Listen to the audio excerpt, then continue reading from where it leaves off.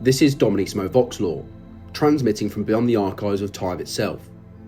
In this broadcast, we unseal the vaults of Solemnace, the museum of a man immortal, a collector of civilizations, a thief of history. Trazyn the Infinite, Cryptek of the Nihilakh Dynasty, rival of Orikan the Diviner, curator of a galaxy drowning in its own memories. From the war in heaven to the Great Rift, from the theft of gene seed and Primarch clones to the wars fought for relics older than stars. This is the chronicle of the galaxy's greatest hoarder, a being who does not fight for power, faith or empire, but for preservation. For in a universe built on endless war, Trazyn alone remembers. Activate your stasis field, mark your place in history and bear witness to the infinite. This is the voice of Dominissimo, and this is the lore of Trazyn the Infinite. The Necron were a people born beneath a murderous sun, a race that learned to count years by how many their sky devoured. Their cities rose like needles from deserts of vitrified glass. Their scholars wrapped themselves in rad shrouds, and their kings tried to outbuild death with tombs that reached farther underground than their spires climbed above it.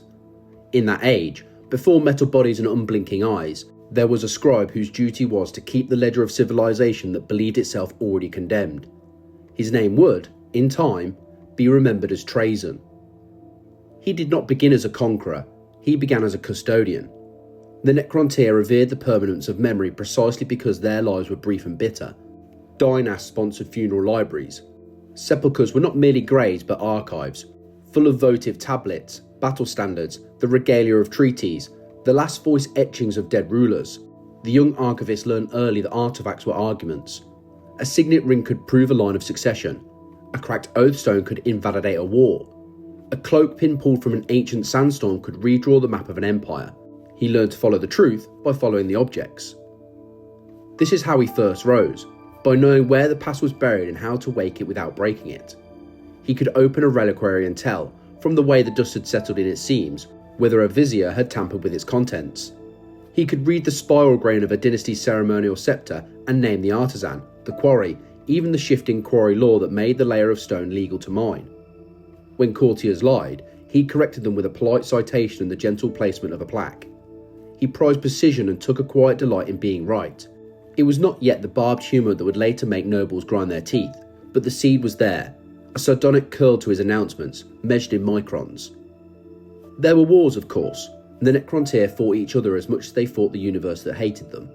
When a Pharaon's banner moved, the archivist moved with them, not as general but as record keeper. He walked battlefields after the killing was over, mapping the trajectories of javelins by the way they had lodged in the scorched stone, collecting shattered insignia and hanging them in order on the poles of a portable frame, an early crude display. He called it a processional inventory, others called it ghoulish. He corrected them, it was necessary. If nothing was stable, then the record must be. He grew influential because he held no throne. Dynasty trusted him because he served the ledger, and the ledger served the throne. In time, he was appointed to oversee royal funeral rites, not the incense and the prayers that kept the living calm, but the sealing of histories. There, in the silence of mausoleums, he found his vocation sharpening into a conviction. History was not a story one told to pass the time, it was a machine.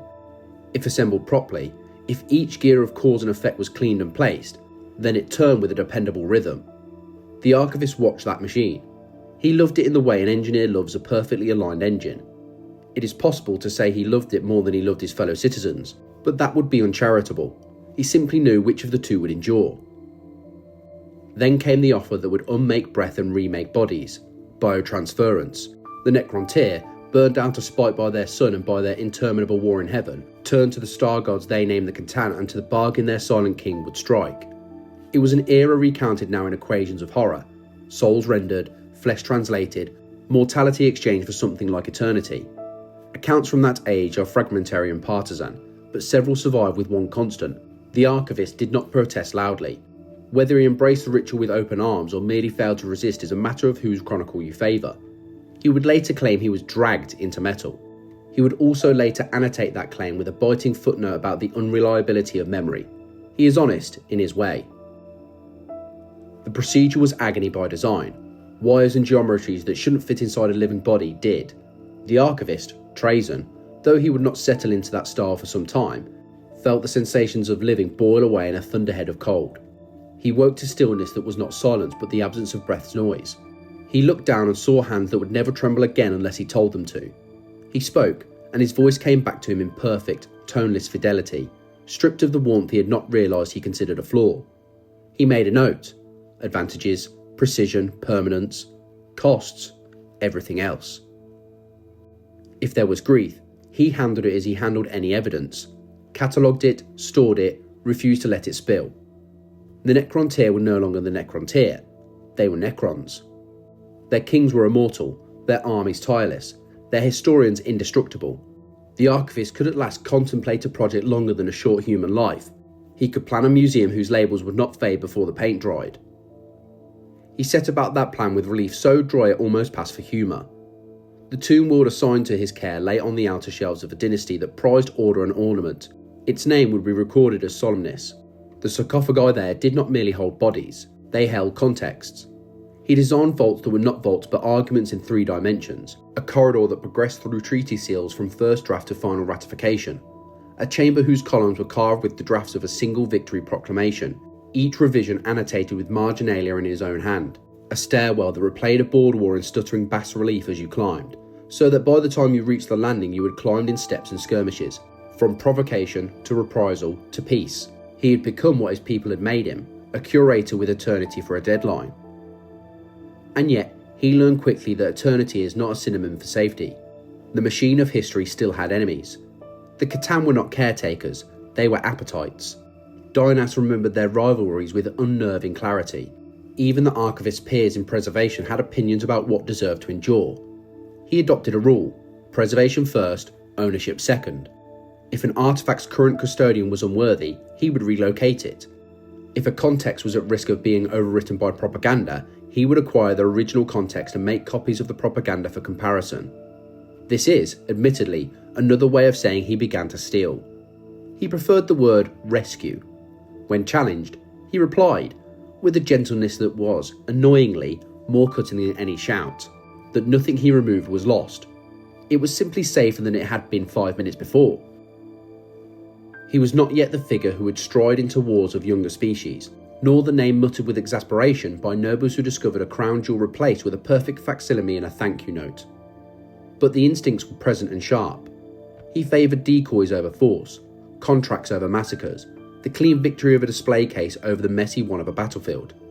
He did not disdain war, he simply rated it inefficient at producing accurate records. So the dying empire did not die, not in the way empires normally do. It hardened. The archivist hardened with it, and in that hardening he found a quiet joy. For the first time, he could promise himself that the work would be finished, eventually. The sun could rage, time could sandblast names from monoliths.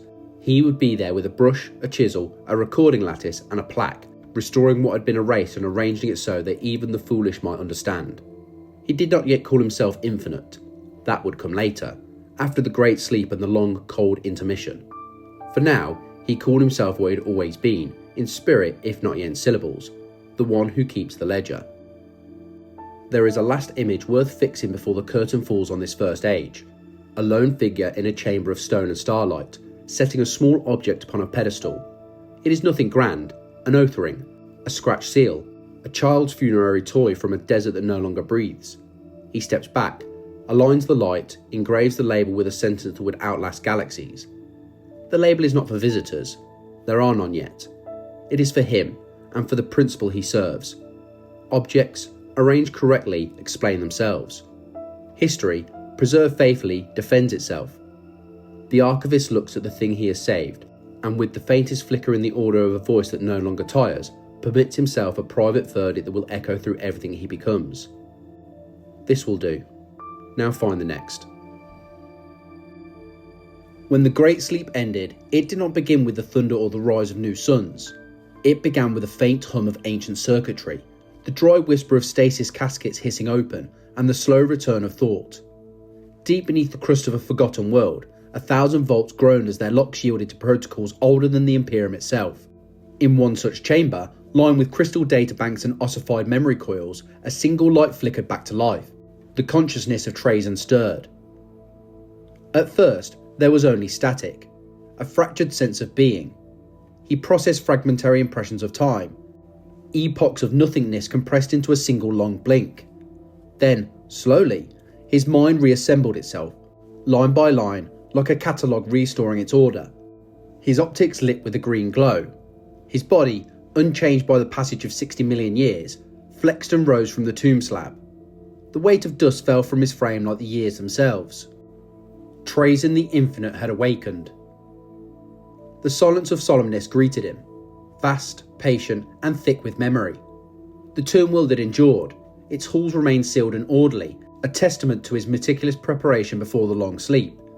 Every vault, every gallery, every corridor stood exactly as he designed them. And yet, there was something off. The data streams feeding his mind pulsed with foreign signals, radiation, movement, noise. The stars beyond were no longer the ones he remembered. The galaxy had changed. Trazyn extended his consciousness through the network systems of Solemnace, tasting the universe beyond. He intercepted transmissions, a cacophony of alien tongues, human prayers, and machine cant. Countless new species crawled across the stars.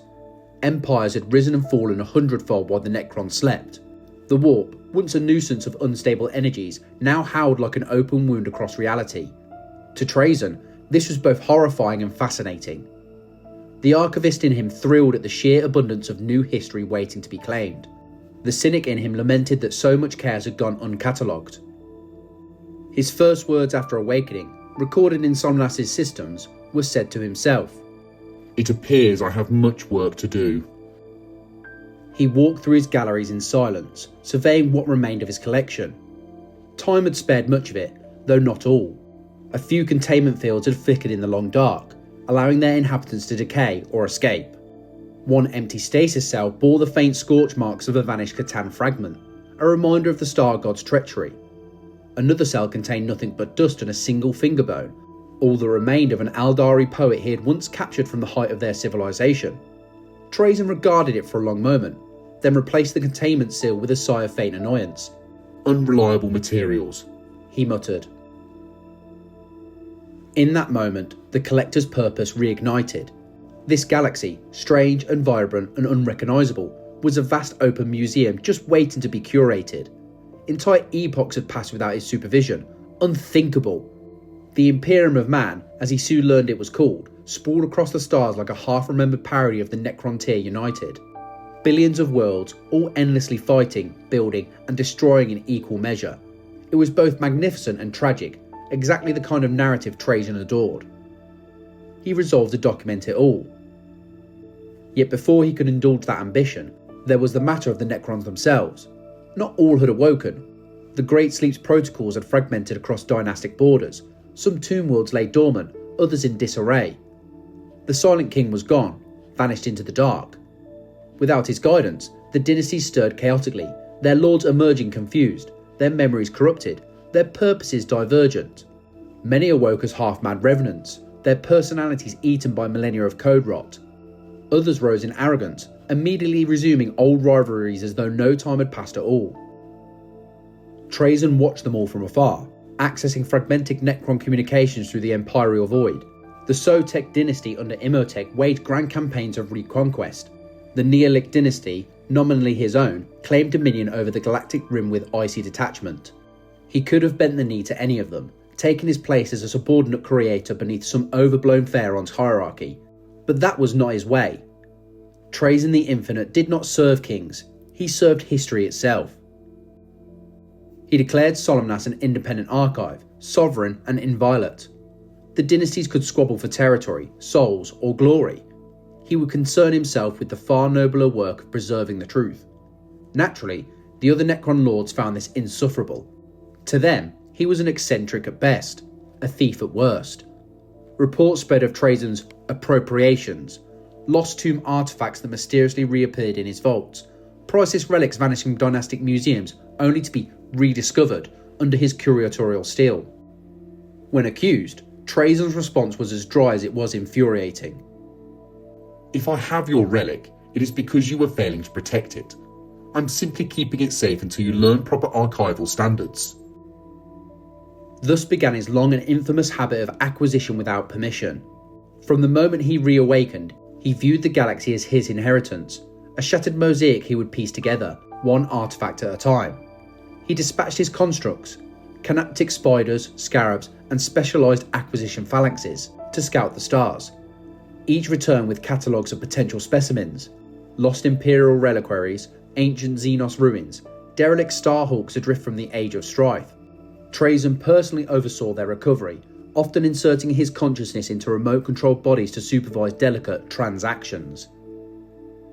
He found the first human relic by accident, a data slate sealed in a dead starship's core, bearing the image of a crowned warrior and 1,000 words of scripture. The Imperials called him the Emperor of Mankind. The title amused Trazyn to no end. "Another king who believes himself eternal," he remarked. "Let's see how his artifacts age." He stored the data slate in a containment field labelled Sample, Early Human Self-Mythology, and moved on. But not all his awakenings were peaceful. On a nearby world, another Necron overlord, a pompous dynast named Cryptek, attempted to claim Solemnace's territory. His armies descended, expecting to find a sleeping tomb ripe for looting. Instead, they found a fully active, fully armed vault world guarded by legions of Trazyn's museum attendants. The resulting battle lasted mere hours. Trazyn deployed stasis fields that froze entire battalions mid-charge, preserving them where they stood. When the smoke cleared, Cryptek's army had been reduced to a display piece titled The Folly of Impatience. Visitors, of which there were none, could walk among the statues, each warrior forever suspended in the moment before their defeat. Afterward, Trazyn recorded the event as an unplanned but educational exhibit. His humour had survived the Great Sleep intact. With the threat dealt with, he turned inward once more. Rebuilding Solemnace became his obsession. He reactivated its galleries, restored its energy conduits, and expanded its vaults deeper into the planet's crust. He constructed new halls for the ages yet to come, rooms that would one day house the relics of this new galactic order. Every corridor was lined with hieroglyphic plaques describing events that had not yet happened. "A good museum," he mused, "is never reactive. It anticipates." Still, a faint melancholy haunted him. Though he would never admit it, the galaxy's noise, the endless wars, the cries of mortal species, the psychic storms of the warp, all reminded him of what the Necron tier had once been. Flawed, passionate, mortal. There was a kind of beauty in impermanence, one he could no longer feel except through preservation. Perhaps that was why he collected so obsessively, to experience secondhand what his own kind had lost. He gazed out upon the stars of Solemnace's upper spire, the void around him glittering with possibilities. Somewhere out there, the other dynasties reawakened, the Imperium fought its endless wars, the Eldar dwindled, and the Tyranids whispered on the edge of the abyss. All of it was history in motion, waiting to be archived. 60 million years, he murmured to himself. And they still haven't learned to label things properly. With that dry remark, Trazyn activated the first of his long-range collectors, their emerald trails vanishing into the void. The hunt for the galaxy's treasures had begun anew. The Infinite had awoken, and the galaxy, though it did not know it yet, was now under observation. Every relic, every war, every soul of significance would, in time, find its way to his galleries. For in a universe where all things fade, Trazyn alone would ensure that nothing, and no one, was ever truly forgotten. There are few constants in the galaxy: entropy, war, and Trazyn's talent for making enemies. Yet among all who have cursed his name, one stands above the rest. To understand Trazyn the Infinite, one must also understand Orikan the Diviner, the stargazing prophet, the master of chronomancy, and Trazyn's eternal adversary. Their feud is not a matter of politics or pride, though both have those in abundance. It is something deeper, an argument about the nature of time itself. Where Trazyn believes the past must be preserved, Orikan believes it can be rewritten. The Collector and the Chronomancer locked in an endless cycle of one-upmanship that has lasted since the dawn of metal bodies. To others, they are legends. To each other, they are the irritation that refuses to fade. Their rivalry began in the shadowed aftermath of the Great Sleep, when the galaxy still trembled from the Necron's reawakening. Orikan, obsessed with foretelling the resurgence of his race, saw omens in the fabric of time. He claimed to read the future in the pattern of dying suns, in the echo of collapsing quasars. Trazyn, ever the skeptic, dismissed it all as theoretical nonsense. History, He told Orikan once, is the only prophecy that matters. It has a virtue of already being true. The two might have ignored each other forever, were it not for a single rumour: the tomb of Nihilakh the Untouched. Legend spoke of Nihilakh as a Necron noble who had escaped the curse of biotransference, whose essence remained uncorrupted by the soulless machinery of undeath. His resting place was said to contain not only his body, but records of pre-Necron society, the purest archive of what the Necron tier had been before the fall. To Trazyn, it was the ultimate relic, proof that something of their lost humanity had survived. To Orikan, it was a nexus of temporal power that might grant him a vision of the future undistorted by the warp. Both coveted it for entirely different reasons. When Orikan began his calculations to locate the tomb, Trazyn was already listening. His spy scours burrowed into the Diviner's laboratories, siphoning streams of data. By the time Orikan announced his discovery of the world called Serenade, Trazyn was already en route, with a forged star map that would lead him to the site first. Thus began a contest that would span 10,000 years. On the desolate plains of Serenade, their first confrontation erupted in a storm of light and venom. Orikan descended like a comet, his staff crackling with temporal energy, while Trazyn arrived surrounded by his Cryptek attendants, the air filled with the faint hum of containment fields. Neither spoke at first. They simply stared across the ruins, two immortals weighed down by the same arrogance. Then Orikan said, "You are trespassing upon destiny." Trazyn replied, "Nonsense. I'm simply curating it." They fought, not with mere weapons, but with philosophies. Orikan warped time around himself, multiplying his movements, creating shimmering duplicates that attacked from a dozen moments at once. Trazyn countered with stasis fields that froze each echo in perfect stillness, pinning them like insects in amber. When the dust settled, neither was truly victorious.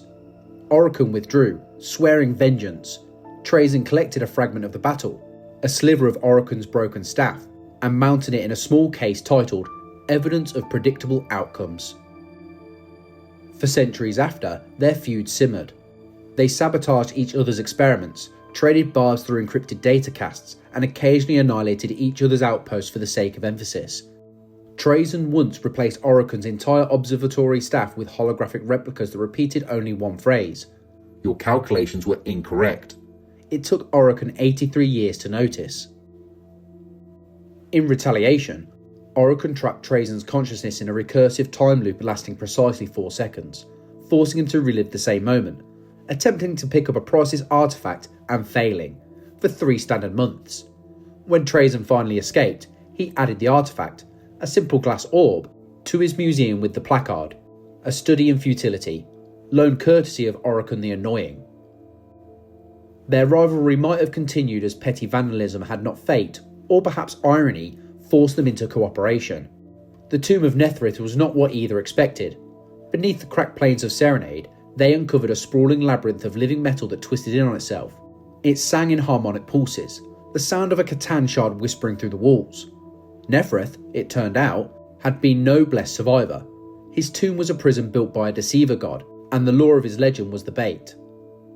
For the first time in recorded memory, Trazyn and Orikan had to fight on the same side. They fought their way through corridors that reconfigured with every footstep, through chambers that reversed causality. Trazyn's armies of animated statues clashed with the crystalline horrors of the star god's making. Orikan, ever the dramatist, froze himself in a pocket of accelerated time, manipulating the flow of seconds while Trazyn darted between mirrored realities, stealing relics even as they battled for survival. At one point, they argued while decapitating a construct of solid light. "Why are you stealing from the prison?" Orikan snapped. "Because it's fascinating," Trazyn shot back. "Do you know how rare it is to see craftsmanship like this?" When they finally sealed the Catan shard once more, both were battered and begrimed, as much as beings of metal could be. For a fleeting instant, there was camaraderie between them, the faintest respect. They even shared an observation: that history was full of fools who thought themselves gods. Trazyn, in a moment of sincerity, offered Orikan a place in his archives, to ensure the chronomancer's achievements would be remembered. Orikan declined, of course. "I will not be an exhibit." To which Trazyn, smiling, replied, "You already are. I've been recording this entire exchange. And just like that, the truce ended. Their battles have since become the stuff of Necron legend, whispered through data streams as the war in the museum. On one occasion, Orikan infiltrated Solemnace itself, attempting to steal an artifact he believed held the coordinates to a temporal nexus. He breached Trazyn's vault only to find himself trapped in an elaborate exhibit. Every door led to another version of himself, each slightly older, each more exasperated. Trazyn appeared as a hologram in the air above him, arms folded. I thought a scholar of time would appreciate a demonstration. Orikan's response was unprintable in any known tongue. He eventually escaped, by collapsing a dozen time streams into one catastrophic discharge that vaporised half of Trazyn's holographic curators. But even as the dust settled, Trazyn's laughter echoed through the galleries. I'll have to reinstall the exhibit, he said. But thank you for the performance piece. The critics will love it. In truth, neither truly hates the other. Their rivalry is more ritual than malice, a centuries-long chess match played across the stars. Orikan seeks control of time, Trazyn seeks to own it. Each believes the other obsession is folly, yet their conflicts have inadvertently preserved vast troves of Necron knowledge. Every trap Orikan sets teaches Trazyn new ways to safeguard his archives. Every theft Trazyn commits forces Orikan to refine his calculations. They are, in a twisted way, collaborators in progress, two sides of the same ancient coin, endlessly polishing each other to brilliance through irritation. Even now, across the void, they scheme. Trazyn's spies watch Orikan's laboratories, while Orikan plots revenge that will teach that collector humility. Neither realises, or perhaps both do, that their feud has become part of the very history Trazyn so desperately wishes to preserve. It is a drama without end, recorded in the annals of the Necrons as the debate eternal. And though Orikan would scoff to hear it, Trazyn already has a space reserved in his museum for their final meeting, a display case with two empty pedestals, one labelled the Prophet, the other the Curator. Beneath them, a plaque already engraved reads, "Even time itself could not separate their egos." Until that day arrives, the rivalry continues, flaring across millennia like lightning between stormfronts. For Trazyn, it is less a curse than a kind of entertainment. Immortality, after all, can be unbearably dull without someone worth outsmarting. There is a world adrift in the galactic night where even time seems to hold its breath. Its surface glitters with obsidian ridges and hollow catacombs carved with a precision that mocks the millennia. Beneath it runs a labyrinth of corridors, vaults, and stasis crypts so vast that a mortal mind would collapse before grasping its scale. This is Solemnace, the museum world of Trazyn the Infinite, his life's masterpiece, his eternal obsession. It is not a tomb, though it was born from one. It is a gallery of history itself, where the past is displayed like a jewel under glass, and where the curator is both jailer and god. Solemnace does not sleep. Its surface hums with canoptic activity, spindly scarab-bodied constructs skittering across mirror planes, repairing, dusting, arranging. The air thrums with faint vibrations, the slow exhalation of containment fields that hold their exhibits in suspension. Each vault bears a name, each chamber a theme. To wander through Solemnace is to walk the corridors of memory, from the first breath of civilization to the ruin of worlds yet warm with death. It is magnificent, it is monstrous, and to Trazyn, it is perfection. He designed it long before he reawakened, when his mind was still half a dream within the Necron stasis. In that dreaming, he had seen the folly of eternity without purpose. The Great Sleep had been meant to preserve his people, yet it had preserved nothing but dust. So he resolved to build something that would outlast even sleep itself. A monument to remembrance. Over the long centuries, that purpose grew into obsession. The first halls were simple archives, relics of the Necron tier era, tools of stone and copper, the sarcophagi of kings who once burned beneath a cruel sun, fragments of banners from dynastic wars long extinguished. He arranged them lovingly, each artifact precisely catalogued. But over the eons, the collection grew more ambitious. He began to see that every age, every species, every war had its beauty, and its lesson.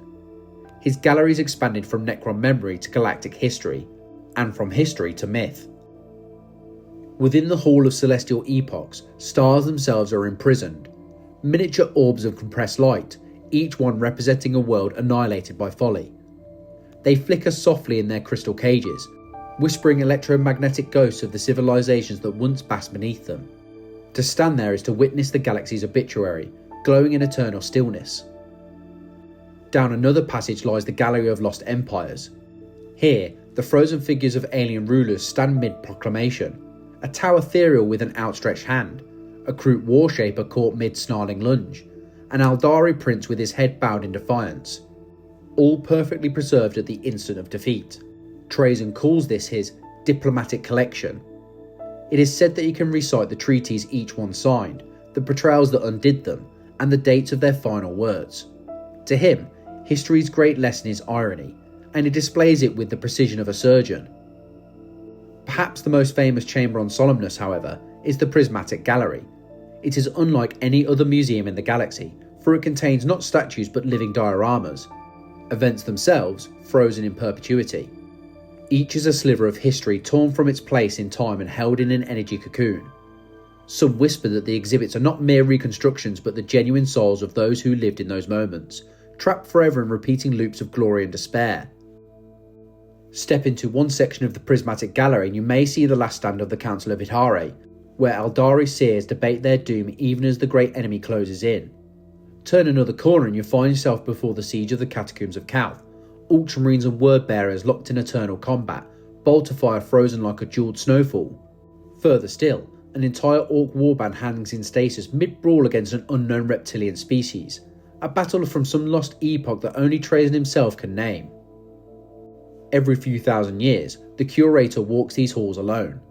He moves between his exhibits with slow, measured steps, observing details that no mortal eye could discern. Occasionally, he murmurs to them, not with cruelty, but with the quiet intimacy of a craftsman admiring his work. Once, a Cryptek warden recorded him standing before a suspended cadre of Imperial Guardsmen, whispering, "You died for a cause you could not name.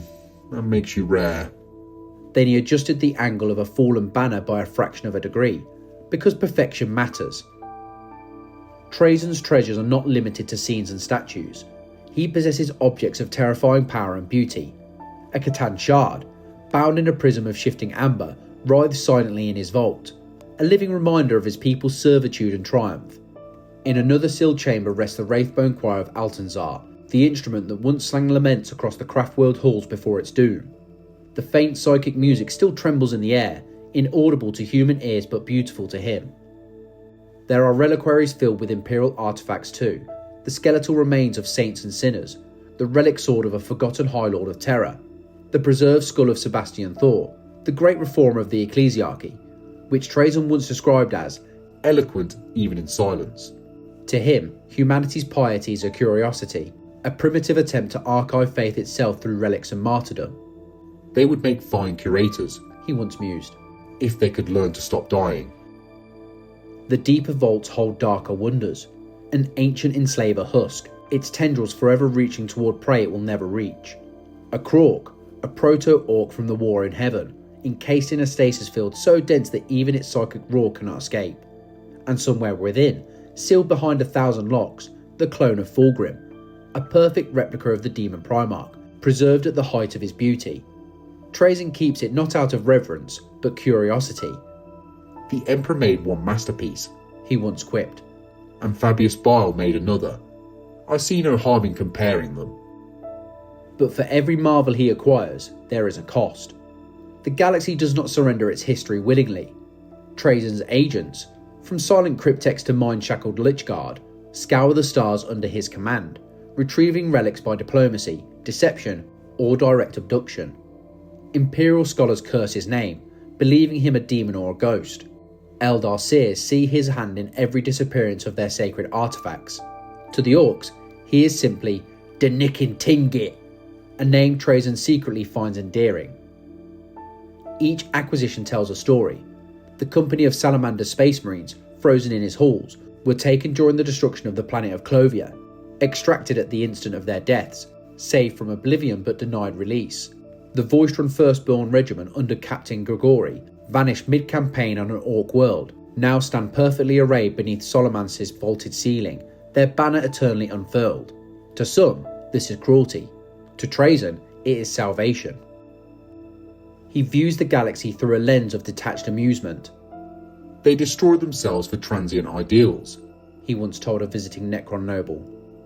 I preserve them so they may learn from their mistakes, if they ever wake up again. Still, even the Infinite has limits. Every exhibit requires containment, and the power demands on Solemnace grow with each edition. Entire sublevels now lie dark, powered down to preserve the integrity of more important displays. Trazyn refuses to dismantle a single artifact. Instead, he constructs new vaults deeper still, layering the planet with a geological record of history itself. If one were to wander through the deepest depths of Solemnace, beyond the polished galleries and humming stasis fields, one might find rooms sealed so long that even their curator has forgotten them. What lies within? Half-complete displays, abandoned experiments, perhaps exhibits that rebelled against their preservation.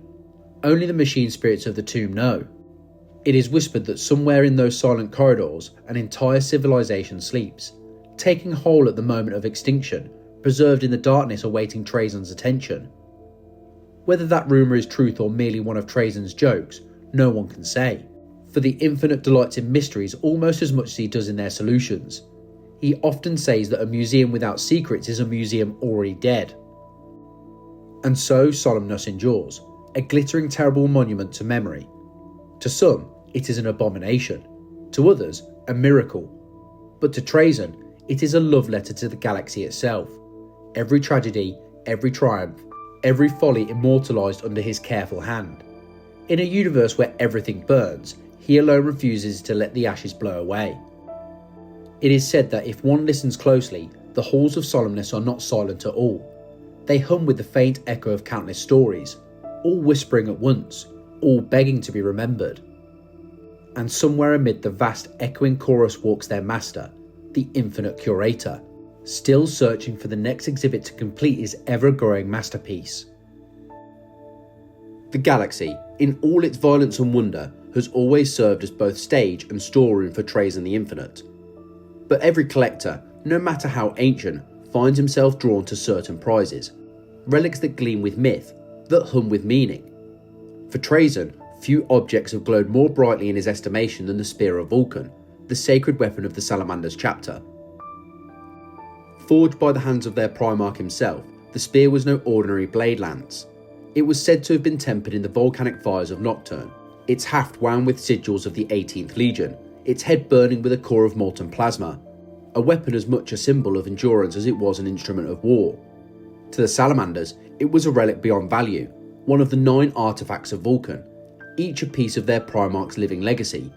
To Trazyn, it was history incarnate, a fusion of myth, craftsmanship, and legend that simply belonged in his collection. He first learned of its existence during a deep probe into Imperial data networks. The Adeptus Mechanicus had catalogued the spear's reappearance after the Horus Heresy, listing it as Vulcan's Wrath, now borne by the chapter's Forge Father, Vulcan Hastan. The human record described it as a sacred torch that never extinguished, even in the void. Trazyn lingered on the entry for 12 entire seconds, an eternity of contemplation for a Necron mind. Then he uttered a phrase his Cryptek aides had learned to dread. I must have it. The Salamanders were not an easy target. Unlike other Astartes chapters, they did not hoard their relics in sealed vaults or parade them for worship.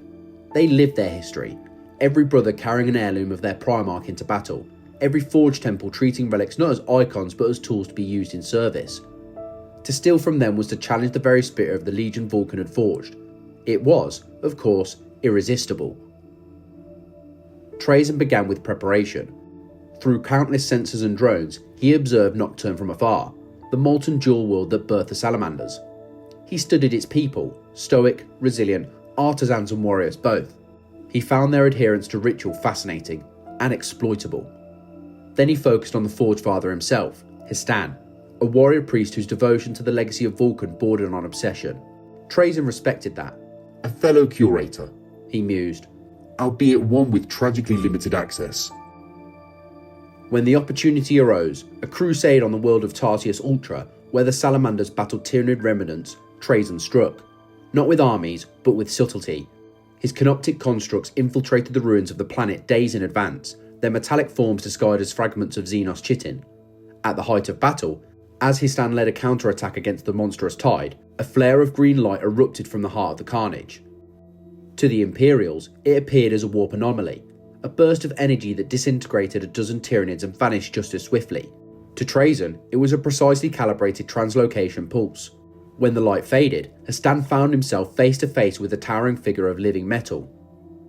"Greetings, Forge Father," Trazyn intoned, voice smooth as polished steel. "I am here for your relic." The salamander's reply was a wordless roar as the spear of Vulcan ignited in his hands. The duel that followed would have been mythic had anyone survived to see it. Histan's strikes carved molten lines across Trazyn's necrodermis, the weapon's sacred energy scorching the air.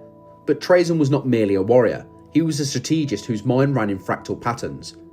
Each blow Histan struck was analysed, recorded, and countered with machine precision. Trazyn's war scythe hummed in intricate arcs, its edge severing matter at the molecular level. Sparks of white-hot plasma rained between them as Tyranids howled and died around their battle. Trazyn admired the salamander even as he fought him. "You wield history itself," he said mid-parry. "and yet you endanger it with your reckless swings." Histan's only answer was to drive the burning tip of the spear through Trazyn's chest.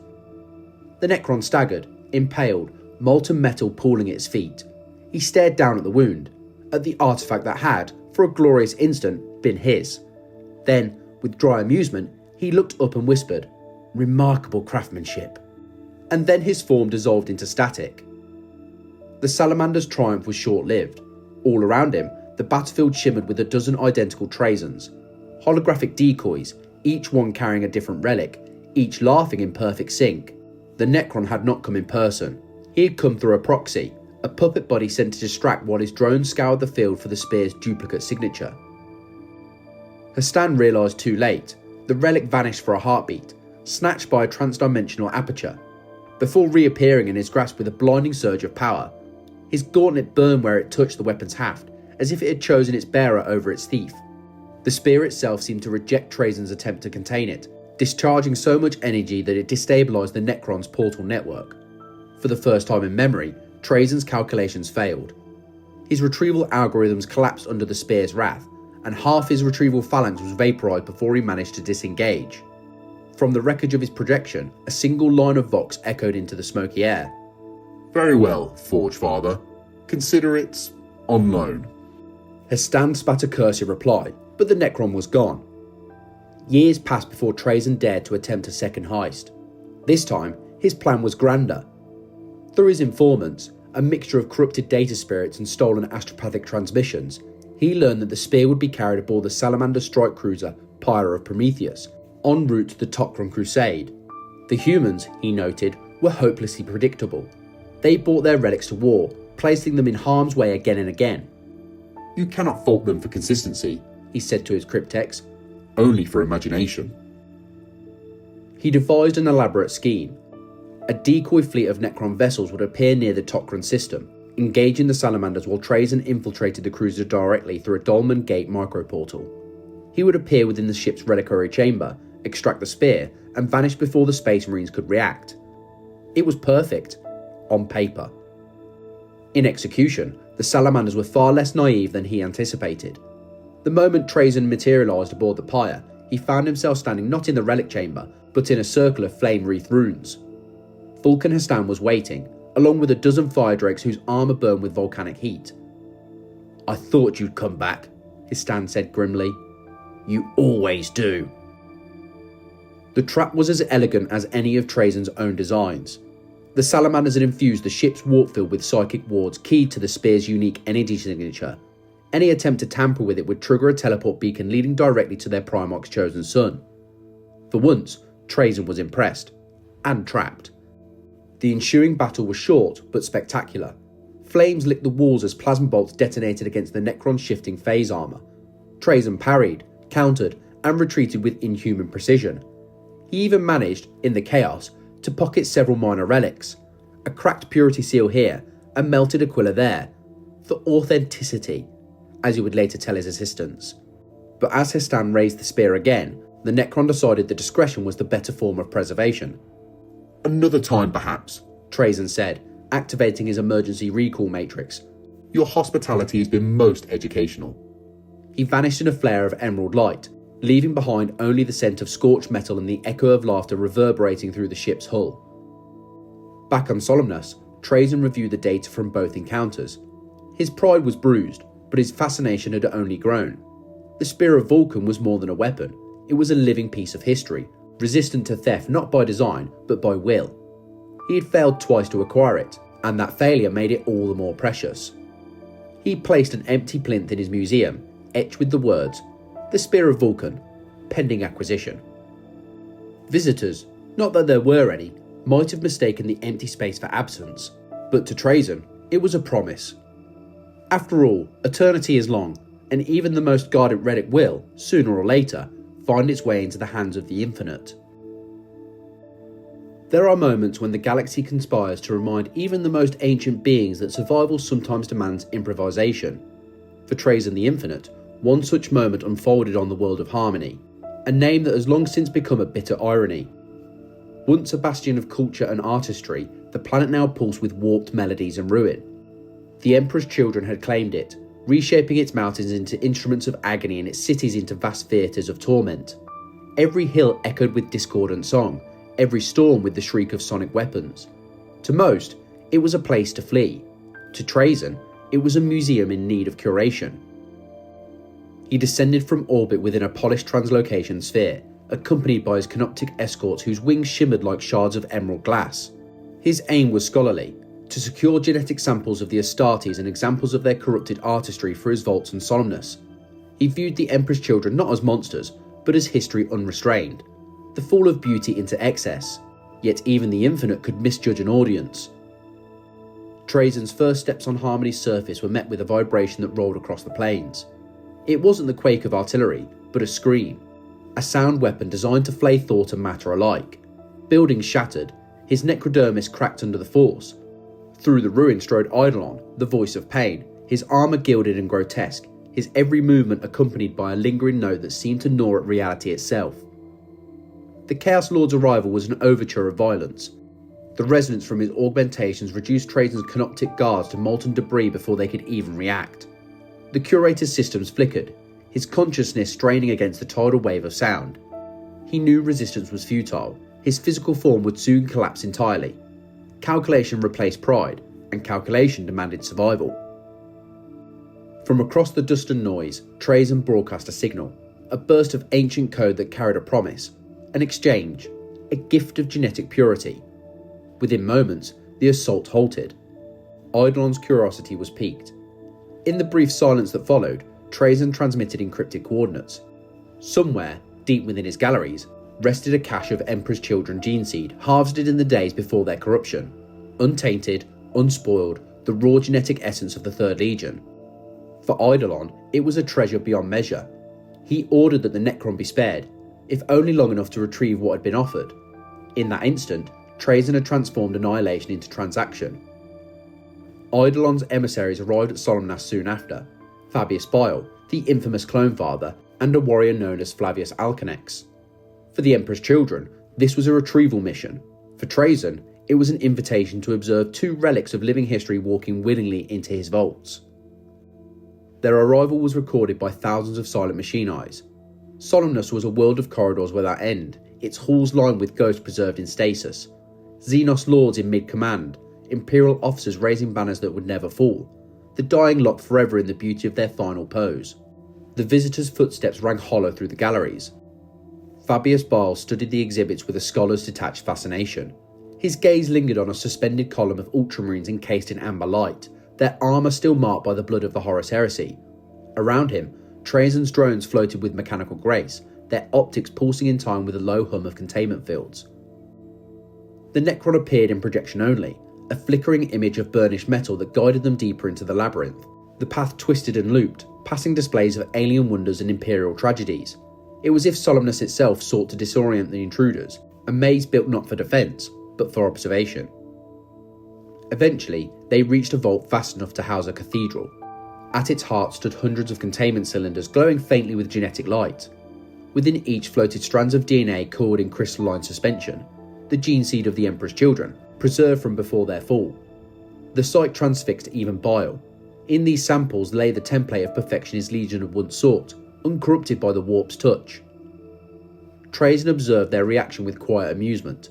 To him, this was another exhibit, another study in irony. Yet behind the humour pulsed calculation. Fabius Bile was unique, a craftsman of flesh and science, the last apothecary of a lost era. To imprison such a being, to catalogue him beside the genetic relics he so coveted, would be an achievement worthy of the Infinite. He activated the containment protocols. Emerald light rippled across the chamber as stasis fields unfolded like petals. In an instant, the Chaos Marines accompanying Bile froze mid-stride, their forms locked within crystalline barriers. Bile himself staggered as energy lattices sought to close around him. For a heartbeat, Trazyn believed victory was certain.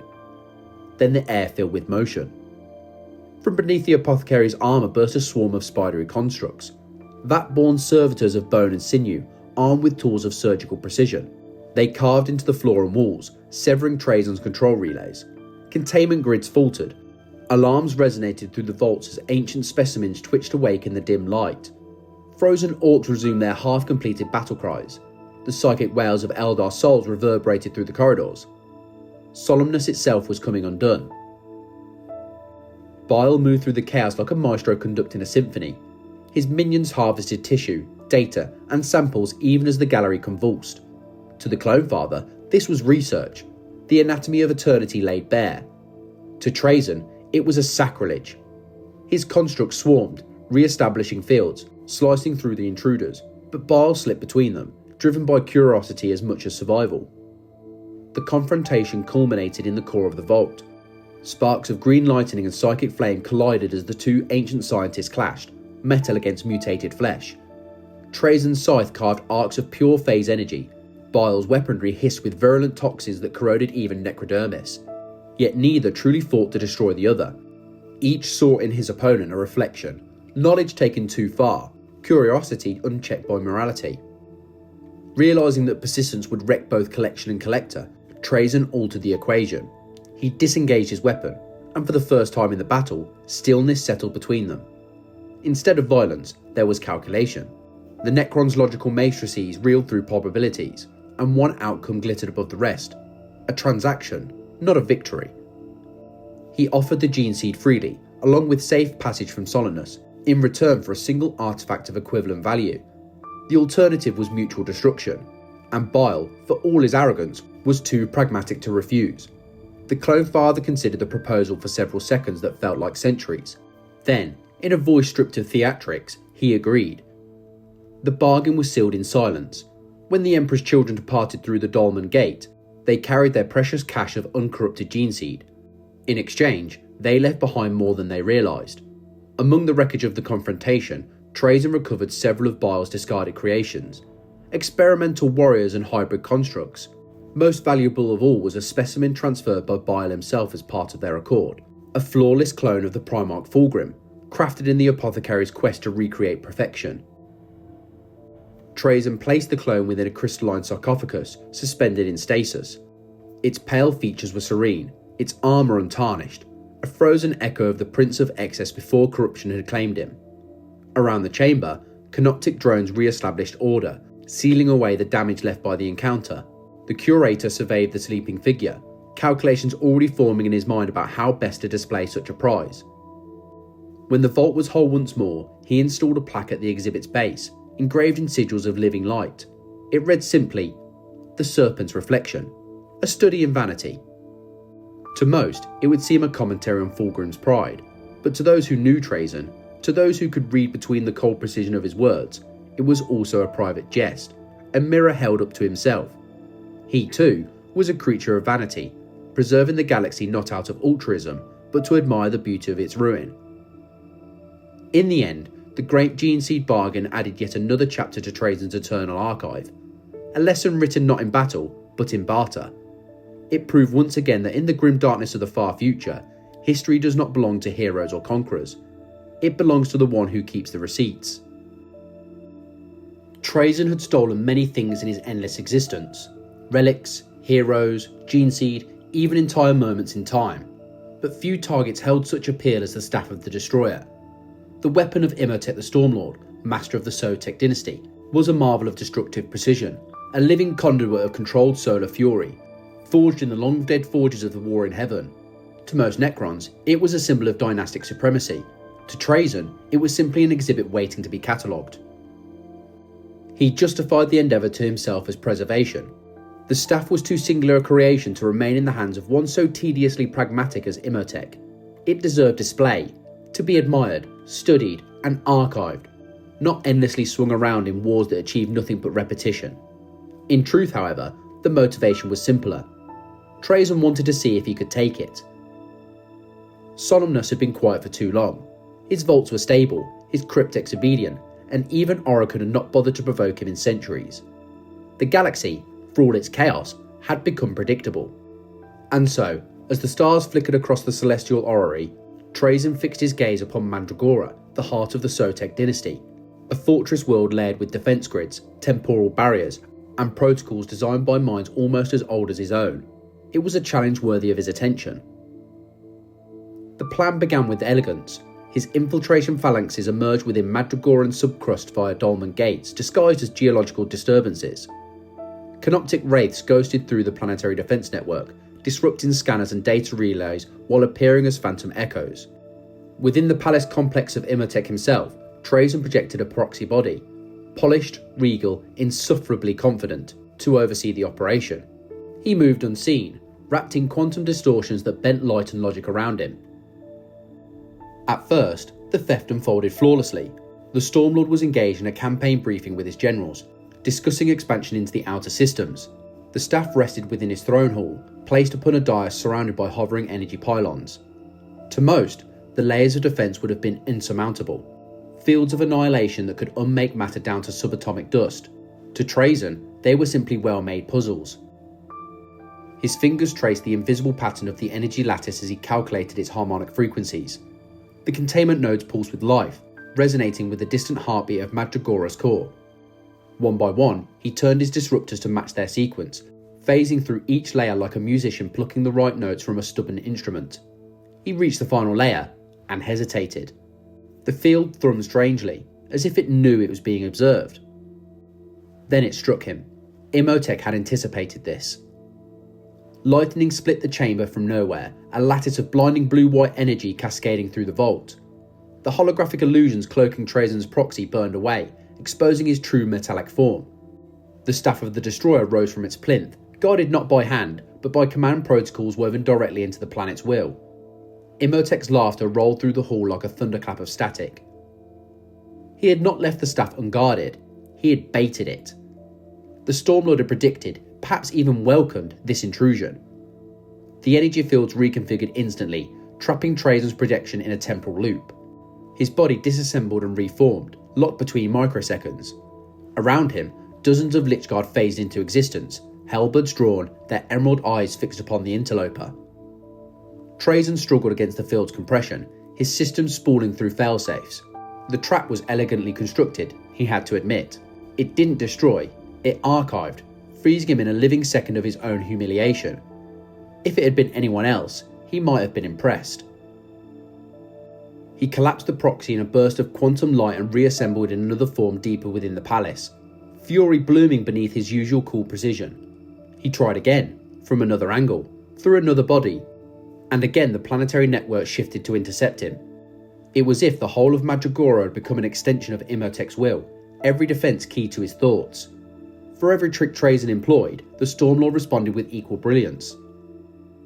The halls of Mandragora became a jewel of intellects played across light years of code and command. Trazyn flooded the city's data architecture with mimic programs designed to simulate thousands of simultaneous intrusions. Imotekh countered by reconfiguring his forces into perfect unity, purging each false signal with ruthless precision. What began as theft turned into a contest of who could outthink the other faster. The planet itself groaned under the strain. When the two finally confronted one another, it was in the throne hall itself, its great doors scorched, walls flickering from residual energy discharge. Imotekh stood unmoving, the staff of the destroyer gripped in one clawed hand, its surface glowing with the stored power of a dying sun. The Stormlord's optics glowed with the cold light of being utterly in control of his domain. Trazyn's projection flickered before him, elegant but worn from the exertion of constant phase shifting.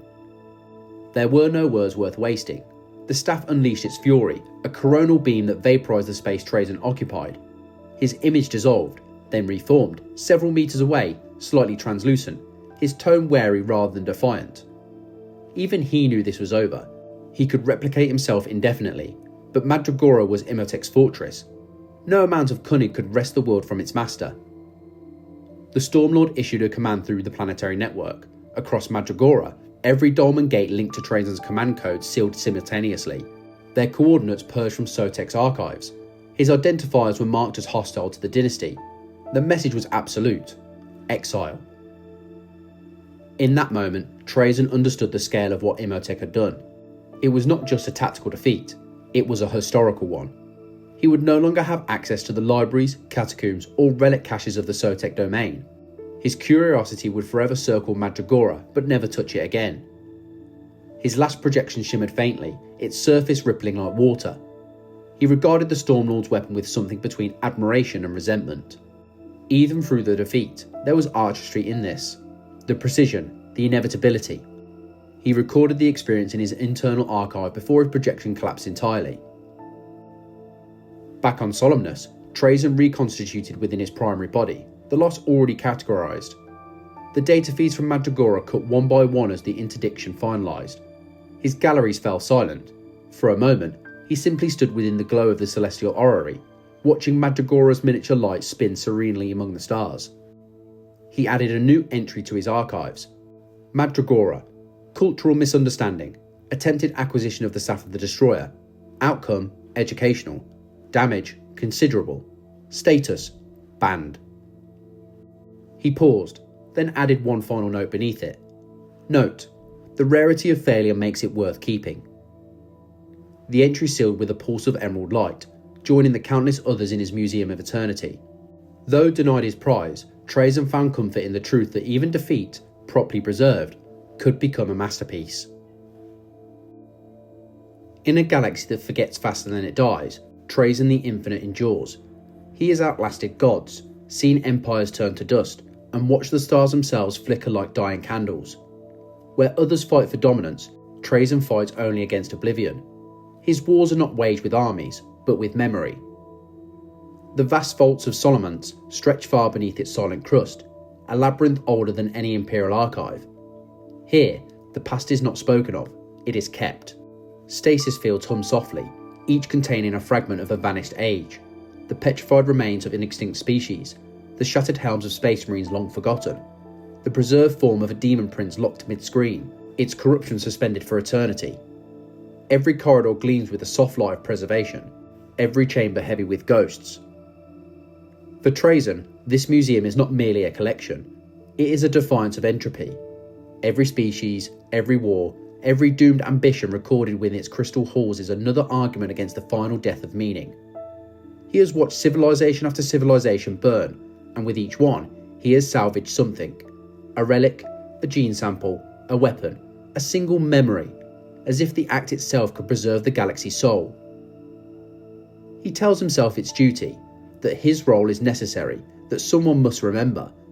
But even immortality carries doubt. There are moments when Trazyn stands amid the stillness of his exhibit and feels the faint pressure of loneliness pressing against the metal of his thoughts. The galaxy outside moves on, chaotic and irrational, while he curates the ruins it leaves behind. He often watches the stars from the observation vault high above Solemnace, not through the impossible precision of any great machine, but through the faint distortion of his planet's shielded atmosphere. There is a kind of irony in it. For all his mastery of time and memory, the universe remains beyond his control. The storms of the warp still boil. The great rifts still house through the galaxy like a wound that refuses to close. The dynasties awaken one by one, but instead of unity, they bring only repetition of old arrogance. The Necrons remain fractured, their empire scattered, their purpose lost. He knows his reputation among them: eccentric, the hoarder, the meddler. Imotekh calls him a nuisance, Orikan calls him a thief, others dismiss him as little more than an archivist gone mad. Yet Trazyn knows the truth. Long after the Stormlord's conquests are forgotten, long after Orikan's prophecies crumble into irrelevance, it will be his galleries that remain. When the galaxy's lights fade, when the last cries of the living fall silent, Solemnace will still shine with its cold emerald glow. The halls themselves are alive with quiet motion. Canoptic constructs glide between exhibits, adjusting containment fields, polishing vitrified relics, ensuring that eternity remains pristine. A phalanx of motionless Astartes stand preserved mid-charge beside a frozen Carnifex, their eternal battle now reduced to perfect symmetry. Elsewhere, an Imperial regiment captured in the moment of their victory, faces locked in triumph, never knowing the doom that followed, serve as a reminder that history does not care who wins, only that it is recorded. There is satisfaction in this. Trazyn does not seek gratitude. He understands that mortals would see his work as monstrous, the theft of lives, the freezing of moments, but he sees something else, salvation. In a galaxy where all things decay, he alone ensures that some trace endures. Even the broken and lost deserve to be remembered. And yet, there lingers within him something close to melancholy. The older his collection grows, the more he understands the paradox of his purpose. Every artifact is proof that time cannot be stopped. Preservation is not salvation, it is simply a slower death. The very act of archiving admits that the world outside will fall apart. He walks the halls in silence, his footsteps echoing between containment vaults filled with forgotten glories. As he passes a row of sealed stasis cells, each marked with its era and provenance, he pauses before a single case. A cracked, empty containment field, its occupant long since lost. The plaque reads only, "Unknown human soldier, presumed destroyed during cataclysmic rift event." For a long time, Trazyn stares at the empty space where the figure once stood, a single containment failure in 10,000 years, but to him it feels personal. Even perfection cannot hold forever. He records the event in his internal archives, not as failure, but as a reminder that no collection is truly complete, that eternity itself has cracks. Beyond Solemnace, the stars continue their endless wars. The Imperium struggles under its own weight, the Tyranids consume, the Chaos Gods laugh, and the Necrons drift between the ruins of their own greatness. Yet still, Trazyn observes. He dispatches his agents, his drones, his decoys. He acquires, he preserves, because if the galaxy insists on repeating its mistakes, he will ensure they are at least beautifully catalogued. Within the heart of the museum, Trazyn pauses before one final exhibit, a towering holographic relief depicting the evolution of the galaxy from the War in Heaven to the Age of the Rift.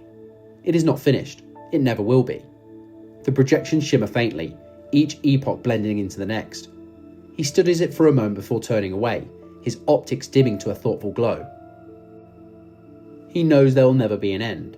History will keep spinning in circles, and he will keep curating it, a guardian of memory in a universe that cannot stop destroying itself.